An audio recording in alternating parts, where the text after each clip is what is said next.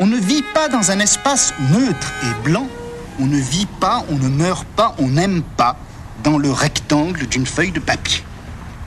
On vit, on meurt, on aime dans un espace quadrillé, découpé, bariolé, avec des zones claires et sombres, des différences de niveau, des marches d'escalier, des creux, des bosses, des régions dures et d'autres friables, pénétrables, poreuses. Il y a les régions de passage, les rues, les trains, les métros.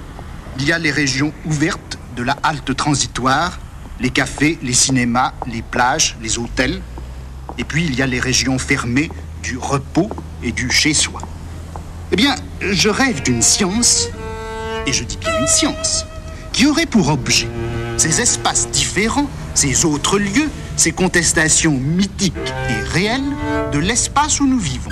Cette science étudierait non pas les utopies, puisqu'il faut réserver ce nom à ce qui n'a vraiment aucun lieu, mais elle étudierait les hétérotopies, les espaces absolument autres.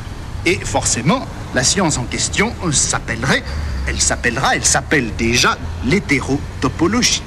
Les lieux que la société ménage dans ses marges, dans les plages vides qui l'entourent, ces lieux sont plutôt réservés aux individus dont le comportement est déviant par rapport à la moyenne ou à la norme exigée.